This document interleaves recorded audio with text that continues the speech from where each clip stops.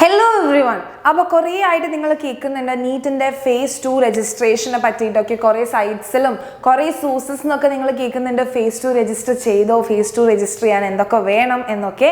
അപ്പോൾ ഈ വർഷം നമുക്ക് നീറ്റിന് phase 2 രജിസ്ട്രേഷൻ ഇല്ല.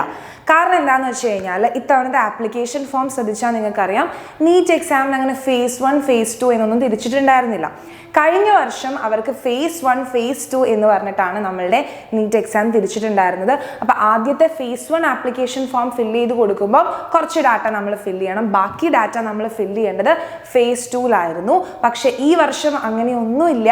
അതുകൊണ്ട് തന്നെ phase 2 രജിസ്ട്രേഷൻ എന്നൊന്നും കേട്ട് നിങ്ങൾ തല വയ്ക്കേണ്ട ആവശ്യമൊന്നുമില്ല. നീറ്റ് രജിസ്ട്രേഷൻ ഒക്കെ കഴിഞ്ഞു, എല്ലാ കാര്യങ്ങളും കഴിഞ്ഞു, എക്സാംസ് ഒക്കെ കഴിഞ്ഞു. phase 2 രജിസ്ട്രേഷൻ എന്ന് പറയുന്ന ഒരു സംഭവമേ ഇല്ല. അപ്പം ഇക്കാര്യം നിങ്ങൾ നിങ്ങളുടെ ഫ്രണ്ട്സിനെയും കൂടി അറിയിക്കുക. കുറേ പേര് കൺഫ്യൂസ്ഡ് ആയിട്ടിരിക്കുന്നുണ്ട്. നമ്മളുടെ വീഡിയോ ഒന്ന് ഷെയർ ചെയ്ത് കൊടുക്കുക.